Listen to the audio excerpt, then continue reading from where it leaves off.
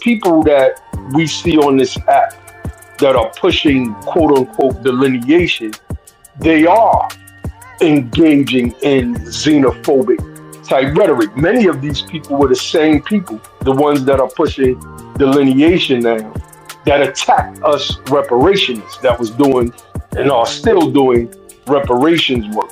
So there's a balancing of this term delineation and who's pushing it and why they're pushing it. Now, one thing about delineation, though, is that delineation should not lead to isolation. You cannot make it into some sort of isolationist policy where you're just finding reasons to fight and disrespect anybody who doesn't look like you. I don't see why Pan-Africanism or any ideology close to that gets in the way of delineation. I just don't see why that stops you from being a proud African American or proud Black American or whatever you want to call yourself.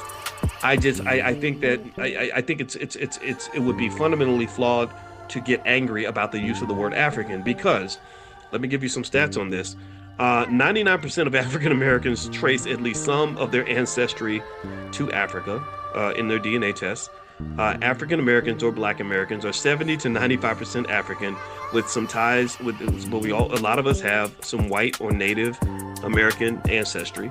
I got a little bit of Irish in my blood. You know how it got there. African American DNA originates from up to 46 ethnic groups. The most frequently tied ethnic groups are Benin, Togo, Nigeria, Cameroon, and Congo. 29% of African Americans identify as closely tied to their African heritage. 75% believe the connection is strong or very strong. 65% of African Americans believe that Black people around the world share a common culture. Most Black people who seek to separate from Africa believe the separation is driven by external opposition or external oppression rather than a lack of cultural connection. Okay, so basically what I would say to you is, if you're going to talk about Black liberation, first thing you got to do, in my opinion, is you have to commit yourself to healing and educating yourself.